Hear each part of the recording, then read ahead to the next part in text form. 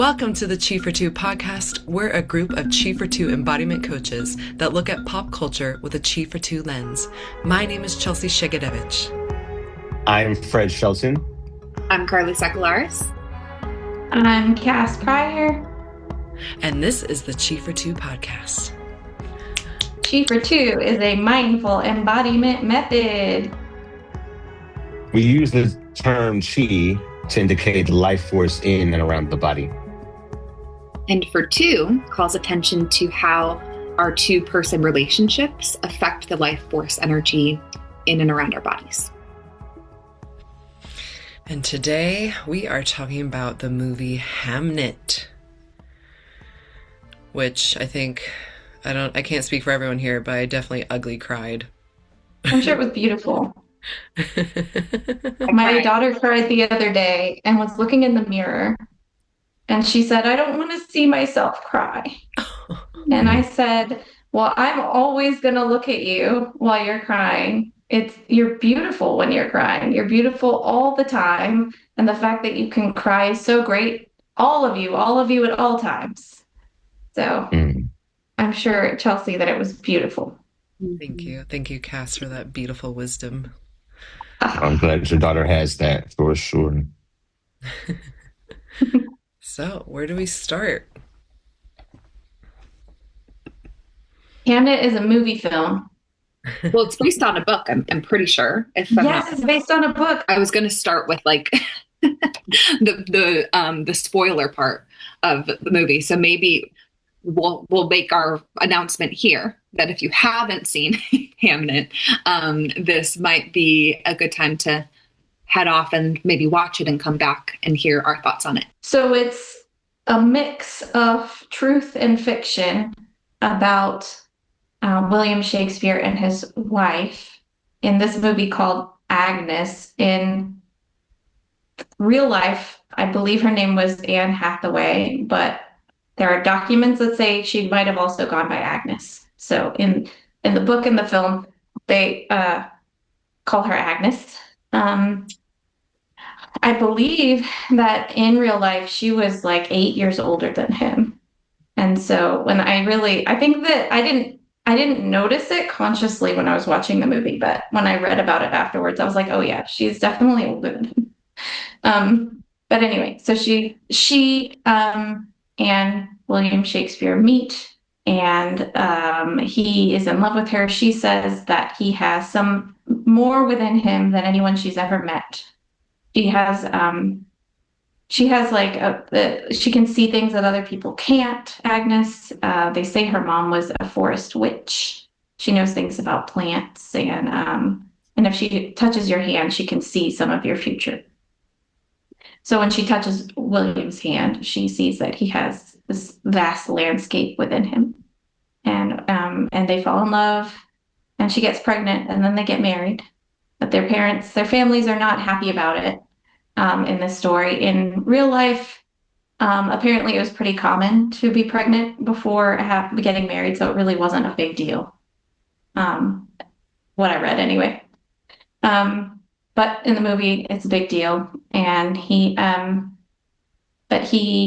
has her first child, and he goes away to London to expand his father's business and working with leather, and ends up writing and working on plays there. And she has 2 more kids while he's away, twins. Are we just going really basic, right? I'm so bad at synopsis because I always want to stop and dig in deeper. But anyway, so at some the baby girl, one of the twins, is not breathing when she's born, but when her mother holds her, she starts to breathe, and she says that I'm never going to let anything take you away. I will make sure nothing ever takes you away. Making these big promises. And later, that daughter gets sick while William is away in London, and the boy is named Hamnet. Of the twins, and he has been told to keep his mother and his sisters safe. So, and he sees death So he thinks that his sister's going to die and he doesn't want to live without her. So he lies down next to her and like it's this really beautiful scene. They breathe together and he's breathing in the germs too. I'm like thinking, but it's also just this really like beautiful thing. He's with her, but he's like, we'll switch places and death won't be able to tell. And so in the morning, his sister Judith is much better and he is very, very, very sick and he passes away. And his father in real life perhaps would not have been able to make it in time to be there for any kind of funeral, but in the movie he is. And big feelings. There's lots of little details here, and I'm trying to just go past them. In the end, they finally are able to move closer to London after Hamnet's death. And William writes Hamlet. And at first, Agnes is really, really, really mad about it because it's the name of her son. And she goes to see the play, and it ends up being a really beautiful experience. And that's how the movie ends. That was very basic. But now let's dig in. Yeah, the only thing, I don't know if you said this or not, we're talking about William Shakespeare here. William Shakespeare, yeah. I think that's kind of obvious. Yes, William Shakespeare. So it's a lot of dynamics going on. Initially, you've got man trying to, work with his father to expand that business, the push and pull of wanting to be with the woman he loves, start his family, and then having to travel. There's a lot going on there in terms of his absence. The Agnes herself being of adult age, but then not really having the autonomy that she would like, that we have today in terms of women being able to move around and kind of, embark on journeys without the need of a man today. Unfortunately, that wasn't the case for Agnes at the time.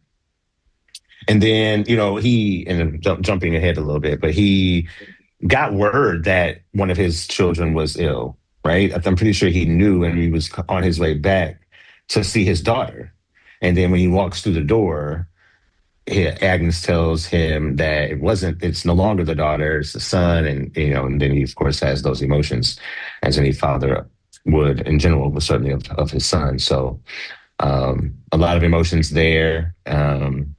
So yeah, overall, I think the movie was a great adaptation. I wasn't aware that it was based on a book. So it's a book written about a play or about like the leading up to a play. So very interesting. But ultimately, interpretation of it. Like it's not, and you kind of said this, Cass, like this is just what she imagined happened because we actually don't know in real life how Hamnet died. So I just wanted to add that part. But go ahead.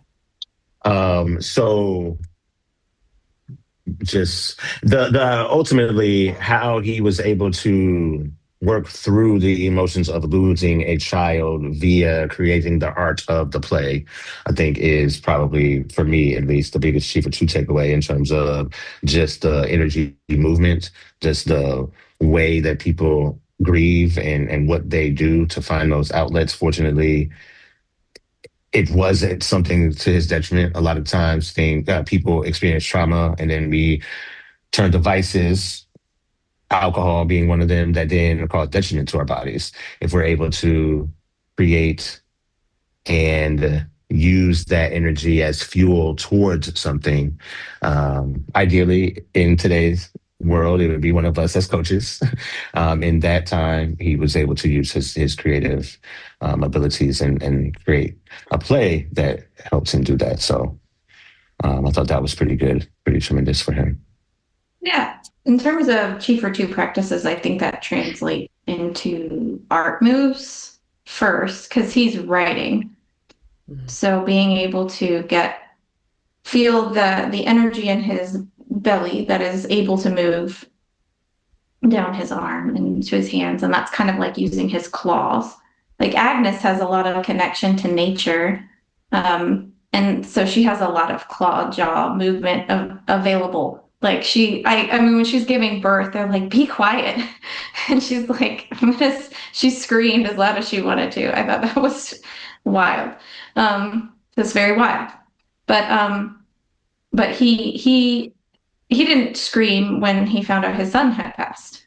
But he was able to scratch onto the paper and get words out. When he was there at the rehearsal, that scene, when the actors are rehearsing his words, I thought was really interesting in terms of Chief or Two practices, because it seemed like the process is like he's writing them and then he's hearing his words said by the actors and then getting to say them for himself. So he's not saying them and actually vibrating his own vocal cords until he has written them and heard them.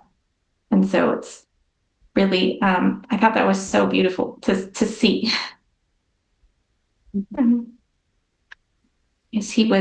Because what the words were a lot of self-attack in that scene anyway.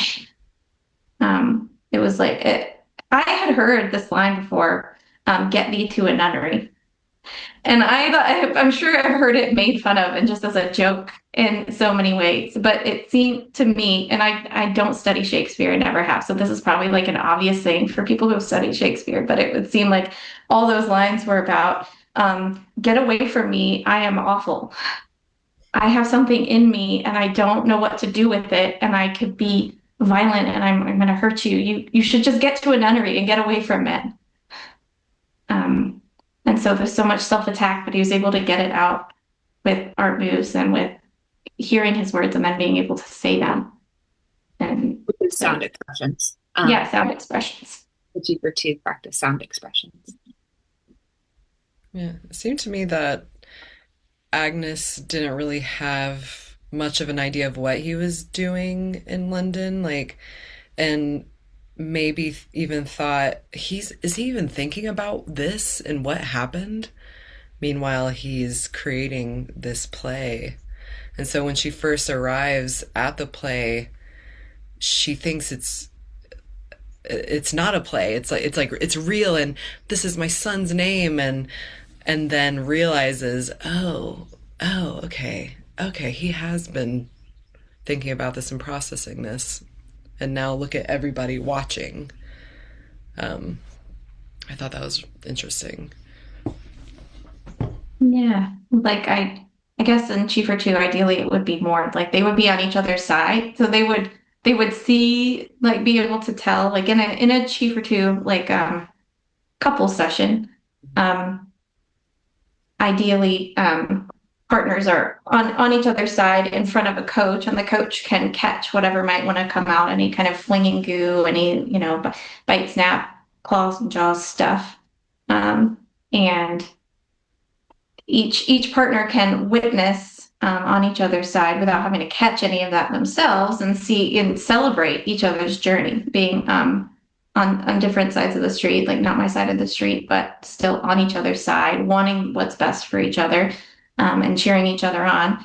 And there was so much distance necessary, it seemed, for William to go through his process and Agnes to go through her process. There's just this chasm between them that finally seemed to close by the end. I'm thinking about the look at me theme throughout the movie.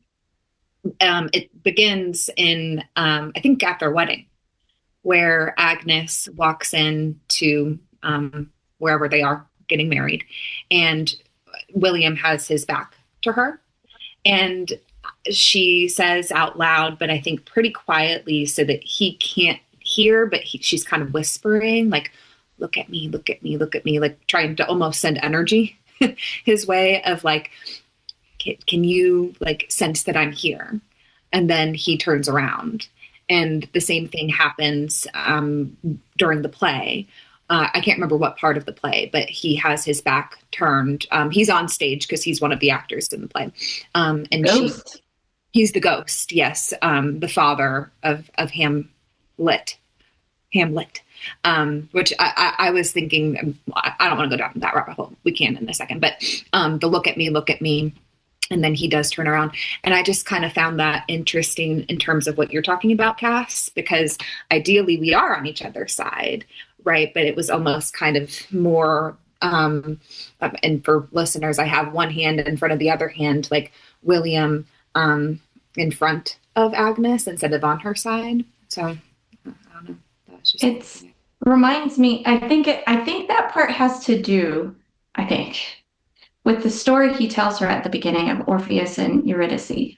Mm. Um, so yeah, in the story, if you look back, then I guess she goes straight back to the underworld forever, right? And she's lost. And it seems to me that this story is like, well, no, not so much. Not so much. That looking I haven't pieced that whole thing together yet, but it feels, but I think yeah, somebody else talk because I'm all garbled up about it. I know what you mean, Cass, because I was talking to my friend Philip about this story, and he says the point of it is like, don't look back. Don't look back. Don't look back to the past. Just keep moving forward. And I'm kind of like, huh. I still haven't quite wrapped my head around that Yeah, either. when you say it like that makes me think of William's mom. Like, don't look back. So many of my children have died. You just can't look back. Hmm. Um, and there's it's hard for me to isolate that because when I think of that too, I think of not holding on too hard. So I'm more in here when I think about William's mom talking about her children and losing them, but the looking back, and he keeps looking in the hole. So he's because in my mind, at least I'm pretty sure there aren't they like Orpheus and Eurydice are working up through a tunnel, right? That's Like the how I one, imagined it when I heard the story. yeah, But right. So like a tunnel. So like the Dark Night of the Soul tunnels, and that's what Agnes saw within him, these landscapes of caves and tunnels. So he has so much Dark Night of the Soul to go through, and he keeps looking at it. He keeps seeing that in the at the base of the tree, and then he puts it in his play. That death is it's a life death life cycle. It's not just I mean so we go through lots and lots of deaths in our lives, lots and lots of endings and beginnings. And so Orpheus and Eurydice seems like it's about that, but going up through the tunnel and not looking back, just keeping going. Just you have to look back. I If don't you know. don't For me, look in back, terms, yeah. if you Oh, don't you look would. back, you would. I think we're about to say the same thing. In terms of history, for me, there is a matter of knowing from whence you've come, knowing what happened previously so that you don't repeat the same mistakes. Now, for me personally, it is also I'm looking back. Oh, I wish I had done that differently, or if only I had made that phone call, or if only I had said this. That rumination is not healthy and doesn't help. You can't change that. But I do think learning from your past, the past, is very important and something we should be cognizant of. When she says, "Look at me," I kind of interpreted it more so as "see me" or "do you see me?" I think that there was uh, I don't know if it's a theme, but he was gone a lot because he was working, right? And so I think there's a partnership or a connection question in terms of where are we? Are we here? Are we going together? Type of thing. And so fortunately they moved closer to London and they were able she was able to see his play and so forth. But the look at me piece, I think just in relationships in general, it is a matter of do you see me? Are you here? Are you present with me? And how, if not, how do we get to that point so that we're both seeing each other? yeah, and I think and that brings up a little bit of reach, grab, pull for me as well, because I think one thing that D. Wagner, the originator of 2 for 2, says is that you are the only person that will ever know you fully. And so this kind of reach, grab, pull towards a partner to see me, to know me fully. It's kind of a survivalist instinct that we have left over from when we are infants with our parents, because it's like, if you can't attune to me, if you can't see that I'm hungry, and you can't see that I'm tired, and you can't see that I need more swaddling and all of these things, then I can't survive on my own. So that's a little bit of what comes up for me. Because I think, and I hear your sentiment, Fred, of like being present with one another. But I think, at least from my perspective, Agnes, it was more of kind of this desperate reach, grab, pull of like you don't see me. I don't know. You guys can say if you see differently, but that was kind of how I saw it. Yeah, I totally hear that and feel that too, Carly. Yeah. So when you have Agnes who can see things that other people can't, and can see people maybe more fully than they can see themselves, then they're going to be inviting a lot of the mother stuff to them, like all the fighting rhythms to them, which is where we get people calling women witches, I think, in a negative kind of way. So it made sense with the trauma that William seemed to have experienced for him to gravitate toward Agnes, because she could see him. But she can't really, in reality, know him better than he knows himself. Nobody can know anyone better than they can know themselves. I can never know my child better than she can know herself. And that is very, very, very hard.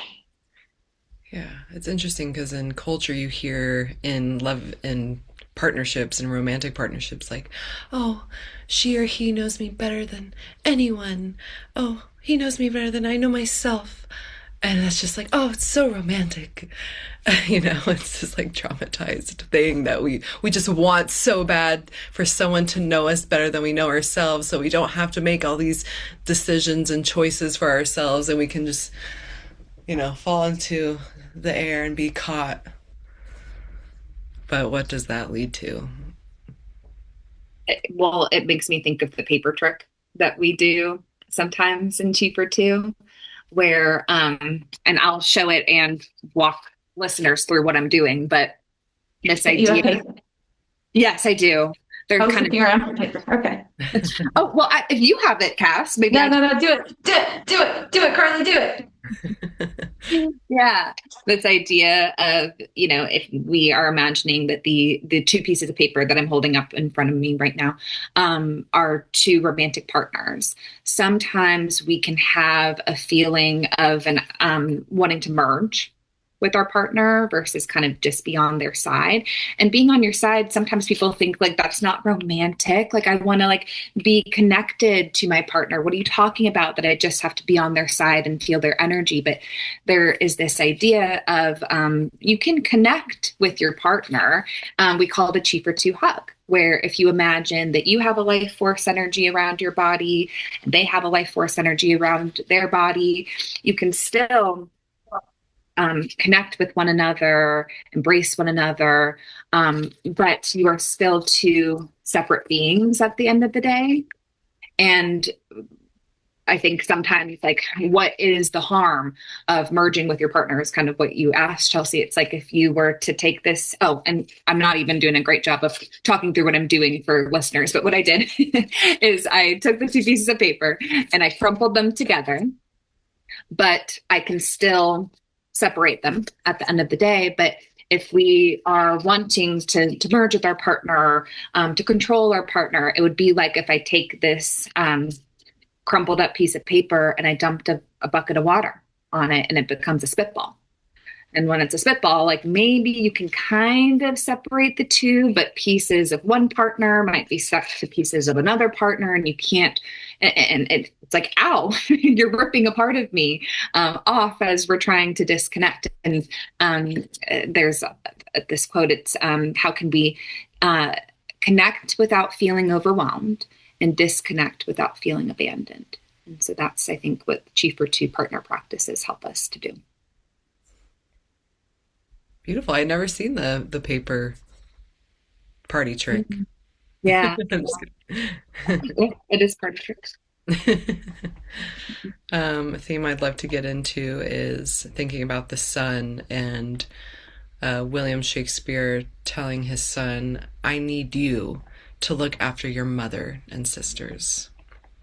And this theme keeps coming back, especially when the little boy decides, I'm going to be brave and I'm going to let death take me instead of my sister. So, talking about the roles of men, fatherhood, brotherhood in society, and what we could potentially say is an illness in a way in society. Putting men or putting the brother on a pedestal in a way, putting them as the mother. So I'd love to get into that.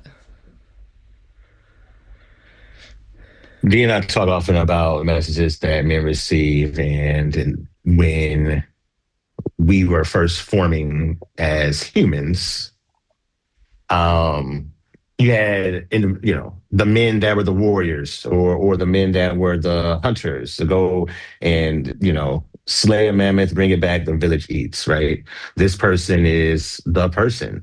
He's him. We want him to continue to provide for the village. The His hero. brother, correct, hero, yes. His brother or somebody else in the village uses the mammoth bones and the rest of it that wasn't eaten to create tools. But that doesn't necessarily equal as great a task as you provided us meals or food. Therefore, we can begin to create a caste system, right? Okay, and so at that same time, you've got people depending upon these men, right? And so then you've got, oh, well, if I'm the warrior, not only am I the leader and I can protect and provide for all of you, you, brother, who only does tools, you go over there and you probably either serve me or there's a caste system. In addition to that, because I'm the person that's providing all the meals, I run everything essentially.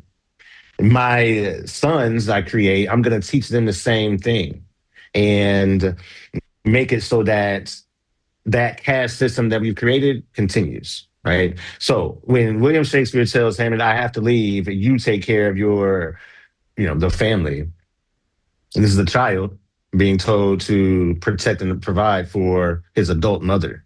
This isn't the way it should be. It is unfortunate how society says, well, because of this one thing, you are now supposed to do ABC, right?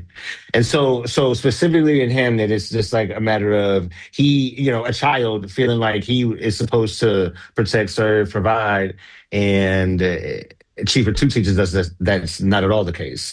Any youth certainly creates this, but if I have a child-mother relationship, I'm always should be able to push into the mother, to my actual mother. She is supposed to be the person that's providing the resistance, that is protecting me, that's providing for me. And so he took that message from his father and said, hey, well, let me go in front of my sister, the person that's my peer, that's supposed to be on my side, that we're walking similar paths because we're both children. But no, my dad said I had to protect her. So now that means I'm going to go and, can people take illnesses, especially the ones that she had, especially at that time frame? I don't know. It's a book, right? It's a movie. But his mindset was, I'm going to lay down beside her. I'm going to take the illness from her and attempt to relieve her of that and put my own life in risk at jeopardy and be the man my dad told me to be. And so I think all of these messages have negative effects for both men and women.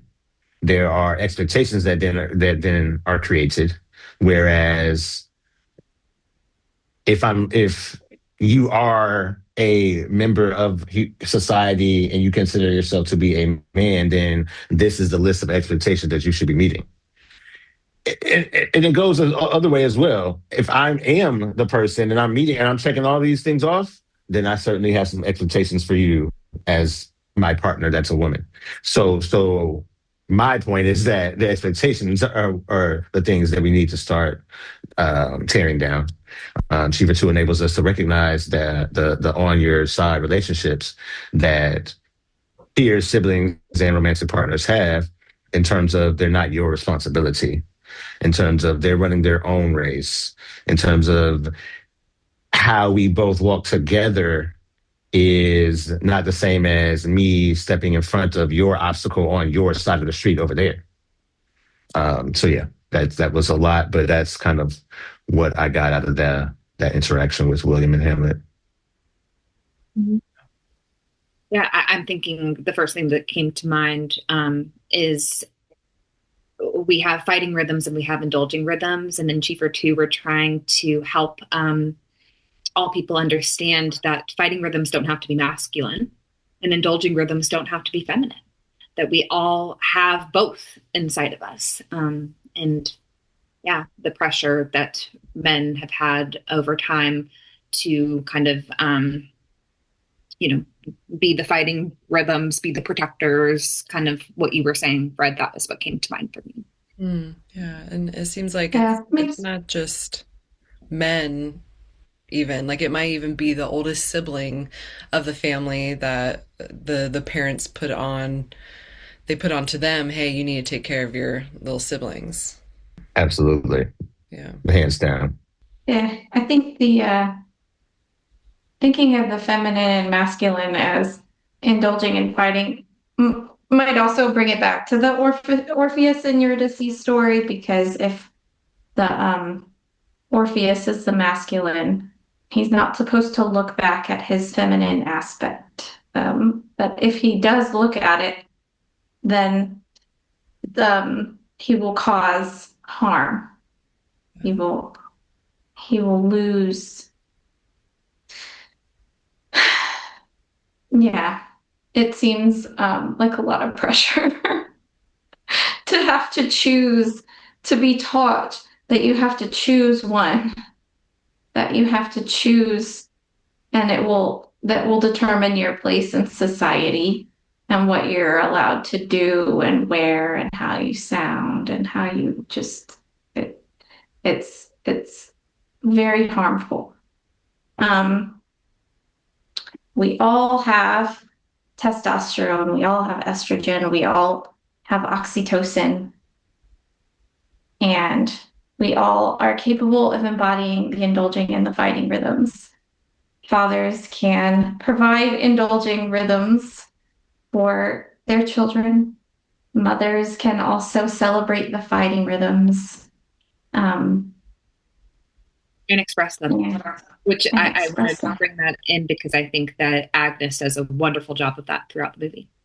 Of expressing her fighting rhythms. Mm-hmm.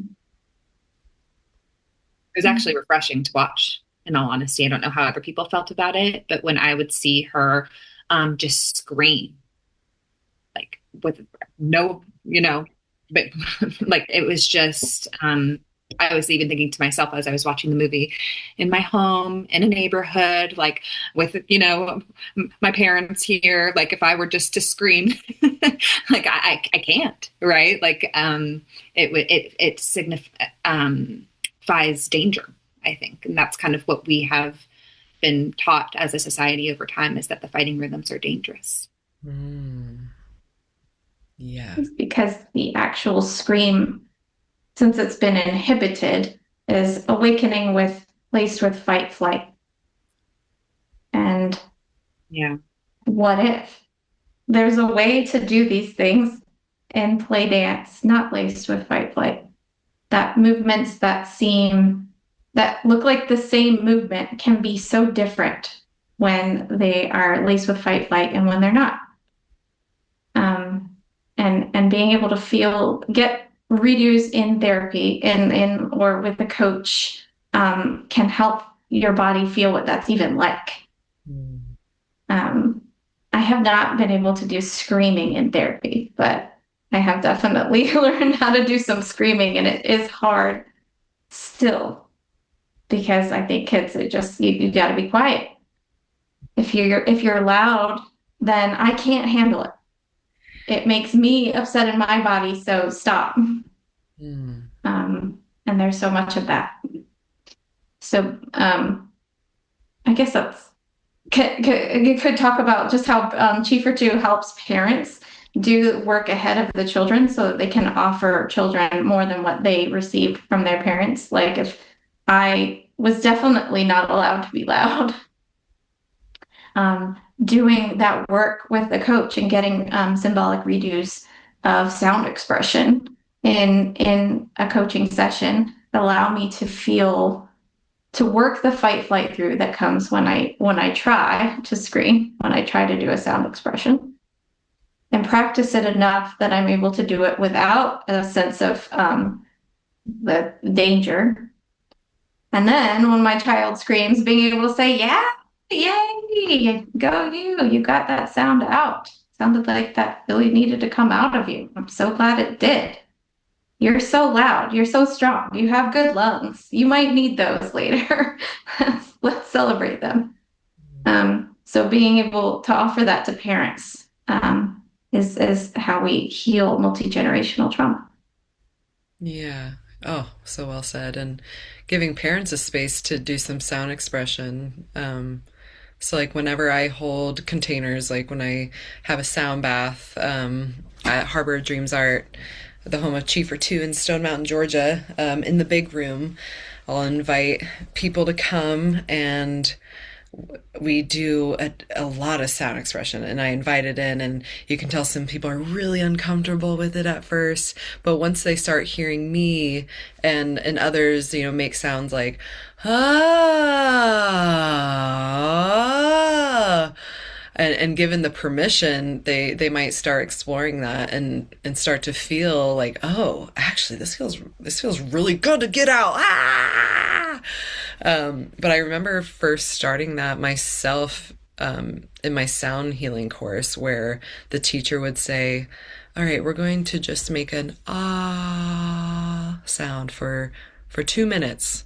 And so we kind of started at that, like, at less risk.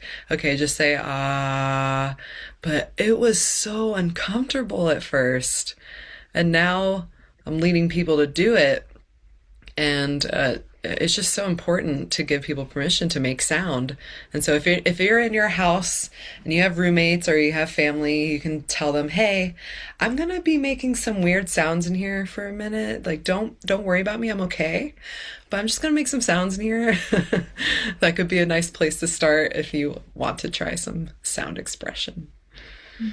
Well, I think one of the biggest parts of what you're talking about when you lead people, Chelsea, with your sound baths and everything, is you're mirroring for them. Mm-hmm. That helps them, I think, to feel safe, right? Like if it's almost like witnessing the caregiver be able to do the practices. It's what I think about in family therapy, because I do a lot of Cheaper Two family therapy with my mom. When I'm able to see her do the practices with her coach, it helps. The mirroring helps me to feel safe to do them myself. Right. Yeah. Also, invitation. Yeah. I think so. Inviting not just the but the Yep. or or any sort of crankiness, because I definitely get cranky in a situation like that, because I have a lot. I have a lot of work to do, but I can feel it in my body and I'm able to catch it for myself. But being invited to have my whole self there, the cranky part and the more matchy part helps, I think, as well. Right. That's the biggest part. Knowing, oh, I have a choice here. I can say no, and I'm okay to say no. That is the biggest part of it, right? Knowing ourselves and what we want and knowing it's okay. But you have to learn that it's okay, because it may not feel okay a lot of the time. And that's okay. What helps it feel okay is having a coach or a sound therapist, or other helping professional or parent or elder with you that is not freaking out. Like, if that person is able to stay in social engagement system functioning, and they have their catcher's mitts, like we talked about before, but catcher's mitts are when the elder, the coach, is able to put their hands up so that they can catch whatever is energy might need to come out of the child or student or client or anything, and the coach can catch it without it getting to them, so they're safe from, they've got a handle on it, and they can catch it and then clean out any shame and offer it back, because they're not feeding off of clients either. Any energy that is thrown still belongs to the person who threw it, and they get it back, just cleaned out of any shame that they might have for that movement expression, because claws and jaws has been shamed in our world a lot. What were you going to say, Carly? Yeah, no, that was such a great explanation of that, Kath. That was great. I was just thinking when you were talking about a scene that I think depicts that pretty well in Hamnet. Yeah. Get back to the movie, y'all. Well, yeah, well, we can bop around, but it just kind of came to mind. Was when William goes away to London at some point in the movie, and Hamnet is really sad about it. And this is actually after he kind of has this pressure put on him where the dad or William is like, be brave, take care of your mom and your sisters. And he's crying. And Agnes comes to him and kind of, talking to him about his sadness, about his father going away. And then I can't remember how the shift happens, but I think in some way, because she was able to hold space for him, also not shaming him as because I think that a lot of times, and Fred, you can probably relate to this as the man here, men are shamed for having kind of more of those softer emotions, like sadness and crying. And I think eventually kind of her holding space for him to just let that out, he finds his star energy and starts to talk about how he wants to be on stage one day. And she kind of is inviting that energy of, oh, tell me about what that would look like. And he's like, oh, I would sword fight. And who would win? Oh, I would win. And so I think that is what reminded, her catching all of that energy, it going from sadness to then your star energy and celebrating all of it. Not as intentionally as we do in Cheaper 2, but I think that just kind of energetically we could see a little bit of that in the movie.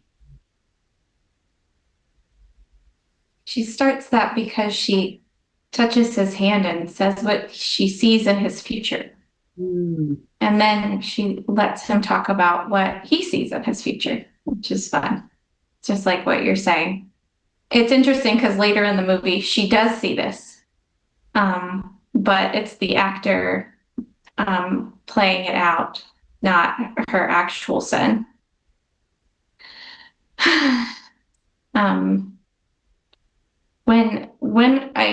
When her son dies, he's in a lot of pain and he's very scared, and he reaches for her. And she doesn't take his hand because she's afraid to see him. I think because she's afraid to see that he's going to die. She doesn't want to believe it. She doesn't want to see it. She doesn't want to know it when she touches his hand. And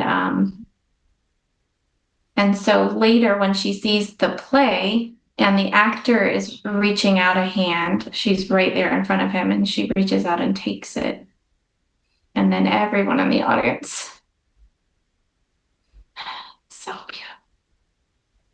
So that was just a really wonderful opportunity for a redo,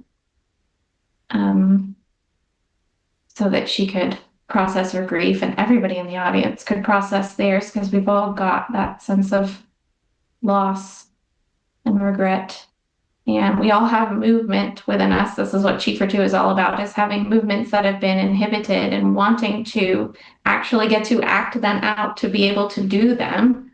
And being able to do that through artistic work like plays. It was really, really beautiful that just to see how that's how William was processing his grief and how it offered. Once it like when artists create something to process something that's going on with them, they've got their arms around it and then offer it to the world, then the world can have their transformative experience as well. And so it can heal lots of people. So it's really beautiful. But within a Chief or Two session, offering redos of those movements is what we're all about.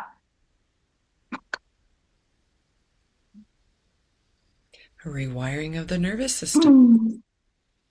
Mm-hmm. A rewiring of the nervous system. Woo! Right.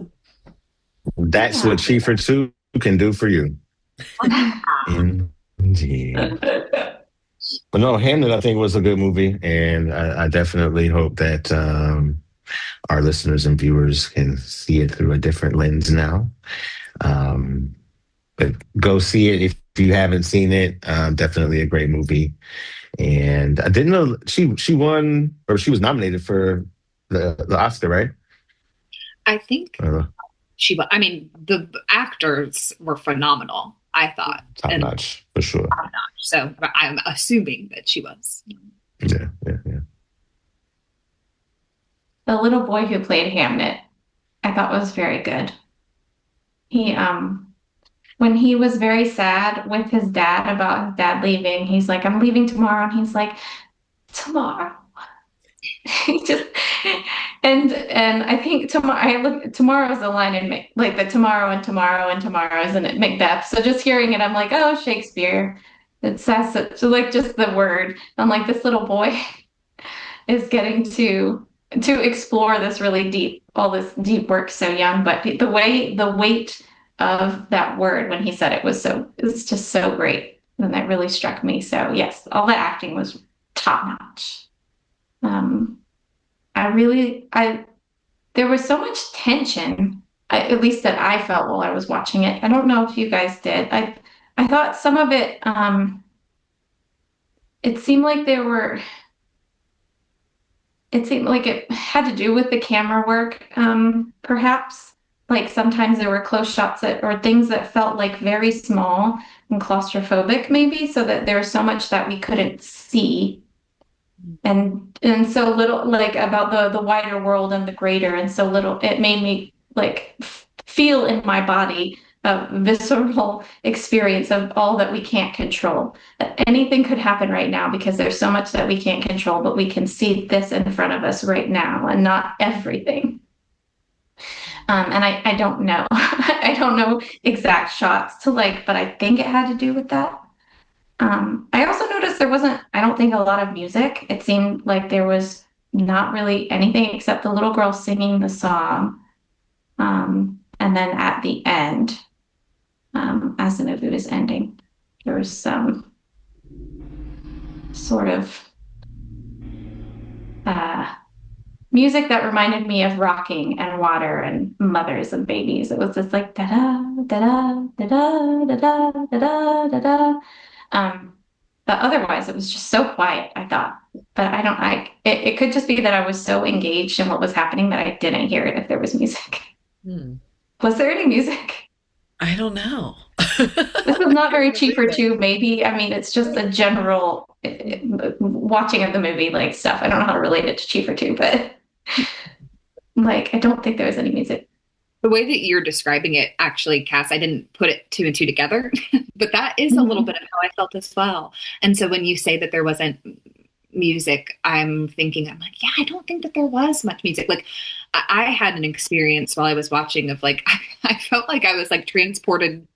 I was in the movie almost like to the time, because I think that they, well, and this is interesting. I don't know if we want to go down this rabbit hole. So you guys tell me, because I was like looking this up after, because I know that like realism was something that was like really important in the movie. But the birth scenes were interesting. Hmm. because I actually like looked it up. I Googled like no umbilical cord Hamnet movie question mark, because it was like both of the births that were depicted, the babies just came. And what people were saying online, and I don't know if this is necessarily true, was like maybe the PG-13 rating, that they kind of, the constraints of that made it so that they didn't feel that they could have as much of a realistic depiction of birth with like the blood and the umbilical cord and everything. But I just thought that was really interesting. I was like, it just feels like these babies are popping out and appearing out of nowhere, which is funny. Yeah, that is interesting. Hmm. I was so moved by her going to the forest for her first birth and hanging and laying it on top of the roots and the moss and her hands clinging to the tree and the roots of the tree and just her screaming, "Ah!" Baby coming out. Oh my God, just beautiful. And how different it was from the the birth of the twins and how she was forced to stay inside and how it was a traumatic birth. Um, I just, that said so much. I think I got the sense that nature was keeping her from letting her give birth at the tree that time because there were two, that there was that time, even though William's mom was not always super nice to her, that she needed a person there because she was so tired after the first one. She wanted to give up. She said, I can't do it. It's like, but you will and you must. And um, while I think it was not what she wanted, I think she got the screams out enough that it could have been more traumatic. Like the trauma is like I think Peter Levine's work, trauma is not the event itself, it's the inhibited movement. It's the trauma getting stuck in the body, but it's the inhibited movement. And I feel like she got a lot of that out. I feel like she was really in it. She was like, mad. I'm also having the vision that William's gonna drown and all of this stuff, and she was experiencing it. I don't know. Hmm, That was my take. cool. Because she would have drowned if the babies would have drowned if she'd gone to the tree that time. Okay. I like hearing your point of view Maybe. because Maybe.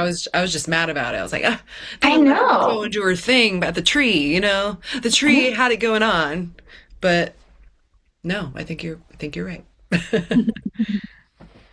Yeah, well, I would. Go with ahead. I'm thinking about we have a trainee in our so we have training groups for people who want to become chief or two embodiment coaches, and I am a trainer in training. And something that we talk about is, like, and you mentioned this too, Chelsea, like trees kind of being the mother in some sense for us. But one thing that Dee was talking about one time was, yeah, in some sense, but also the trees can't provide what a human can. A tree is not enough for an infant child. You need a person. And so that's what you said made me think of, Cass, is like for some reason nature was saying, yes, we are here for you still. We are here.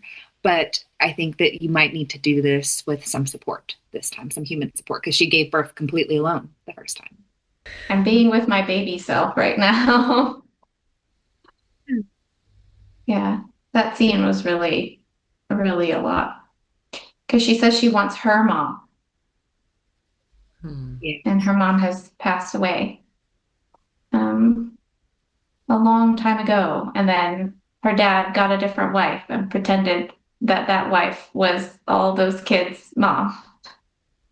And so she had to go around stamping her feet and saying, nope, you're not my mom. You were never my mom. I know who my mom was. My mom taught me these things, and I memorized all the things that she said, and I have her with me always.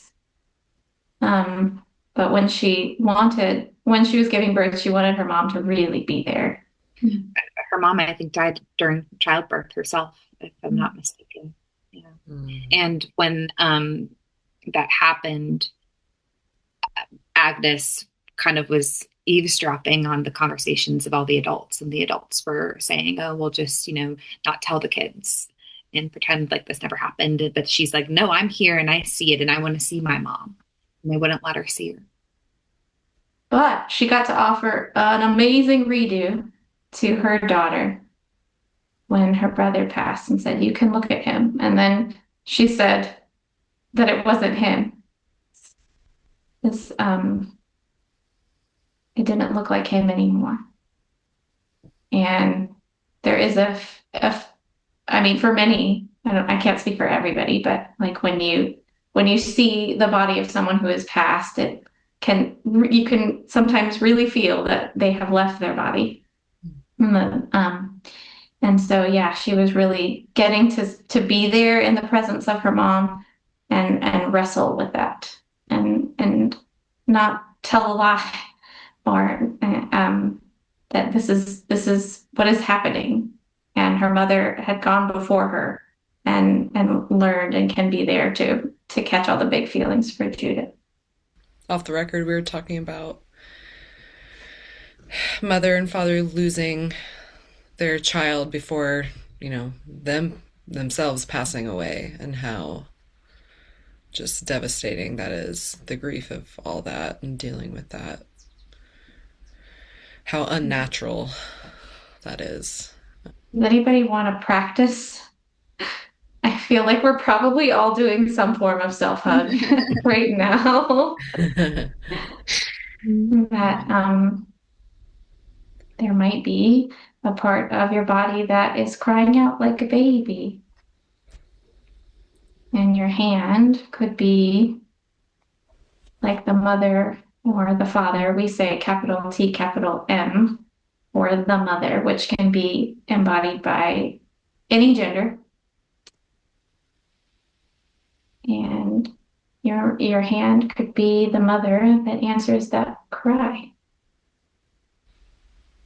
And I am noticing myself doing sway, and Chelsea and Carly are also doing some sway. Mm. Sway is a contralateral movement practice. Those practices help with stuck energy. If you feel like there's a place in your body that might be stuck, doing a movement that engages left and then right side of the body can help it get flowing. And sway really helps us connect left and right brain. Left sense of time and the right brain sense of timelessness, which is really helpful, I think, when processing the life-death life cycle. Mm-hmm. And feeling like in our nervous systems, we're able to hold the memories of being with the people we love. And still getting to be upset that it's not enough. It's not the same as them being with us. But being glad that they were, we know what it's like to be with them, but then being sad that they're not here. And so both, you can have both things. You can have all of that within you. You don't even have to name it as sad and mad or happy and glad and grateful. But you can hold it all within you, and the movement that your body feels hungry for. And I think we're finding naming emotions is less useful than feeling what the movement is that's being inhibited. Mm-hmm. Sad can be lots of things. In terms of movement, it can be a self-hug. It can be a snuggle pose, where you kind of hold your limbs against your chest and wriggle. It can be a sound expression. Ah!